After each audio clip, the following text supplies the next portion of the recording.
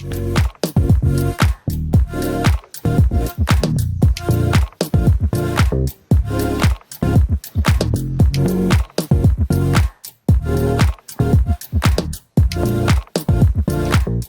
duket parku i Gërmis këto ditë që kur valja e nxehtit ka goditur Kosovën.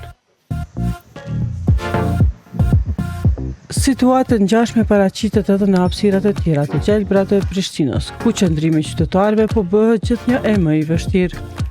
Kjo për shkak të vonesës së komunës së Prishtinës në kryerjen e dezinsektimit të këtyre zonave. Po nuk ka qenë dashur kjo, ti para mendoj çfarë gjelbrimi, çfarë natyrë e bukur. Çfarë anej për një dezinfektim as lehtë, as domethënë shumë të lehtë, po tu të kallëzon se nuk ka përgjegjësi, nuk ka domethënë njësë prej qeverisë. Nuk di çka me prit. Edhe pse ti pishe vetë, pastrimi, domethënë niveli ti pishe sa po pastrohet, sa po kositet bari, domethënë çdo gjë në rregull, po për sa dezinfektim. Edhe ato besoj se do ta mojnë, po duhet me paguë. Punëtorët janë shumë pak kënaqur. Se kur nuk është qeveria. Ku e din ti ata ka raste si nashti punëtori punon 3 muaj ditë e nuk ka parë për me çuar me majt familjen. Që as vullneti nuk është stimuluar. Alergologja Luljeta Ahmetaj thosë se dezinsektimi duhet të nisë më herët, në mënyrë që të parandalohet përhapja masive e insekteve në periudhat kritike. Jo duhet të fillohet patjetër më herët, sepse shumëzimi i insekteve përkon me periudhën kur kemi një koncentrim më të lartë të polenit në atmosferë. Do thotë, të gjithë pacientët tani kanë filluar simptomatologjinë e polenit. Dhe tani këto kemikale, jo që bëjnë sensibilizimin e organizmit tonë, por bëjnë agravimin e simptomatologjisë ndaj simptomeve të cilat precipitojnë në sëmundjet alergjike. Sipas saj, komuna duhet të ketë parasysh kohën e dezinsektimit.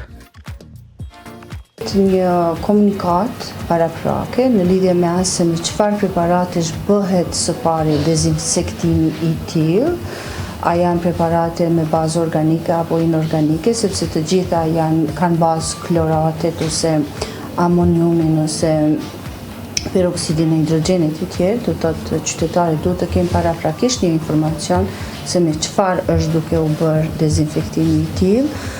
Dhe nga ana tjetër duhet paraprakisht të përcaktohet periudha kohore ose orare, në të cilat gjatë periudhave të caktuara kohore duhet të bëhet organizimi i aktiviteteve të tilla.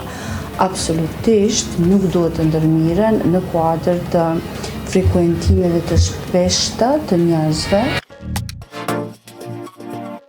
Drejtori i shëndetësisë në komunën e Prishtinës, Izet Sadiku, thotë se janë në pritje të përfundimit të procedurave për kontratë të re. Kontrat nuk kemi e nuk kemi pasur as vitin e kaluar sepse kontratat po shkojnë në OSHP. Edhe vitin e kaluar kemi shkuar me kontratë të negociuar. Vazhdimisht ka ankesa edhe nga bletarët pasi dezinsektimi ndikon edhe në shkatrimin e bletëve dhe duhet t'i njoftojmë edhe ata. Të gjithë do i njoftojmë për kohën e dezinsektimit pasi preferohet që prej orës 20-21 duhet të mbyllen dritarët për shkak se produktet e dezinsektimit mund të përmbajnë materiale që ndikojnë te personat me alergji. Këtë javë do ta qesim edhe njoftimin se kur dhe në cilat ditë do të kryhet dezinsektimi. Sadiku përmend edhe motin me reshe si një tjetër faktor që ka ndikuar në vonesat. Dezinsektimi është një proces që bën zhdukjen e mushkunjave dhe insekteve dhe ka për qëllim që përmes zhdukjeve të tyre të eliminohen edhe mundësitë e sëmundjeve të ndryshme gjatë temperaturave të larta. Ky proces zhvillohet çdo verë, fillon në fillim të muajit qershor dhe duhet të ketë sa më pak shi. Kushtet me shi e stimulojnë dhe nxisin procesin e krijimit të insekteve të reja. Pavarësisht thirrjeve të bëra edhe vitin e kaluar për një fillim të hershëm, dezinsektimin e kryeqytet edhe këtë sezon po nis me vonesë.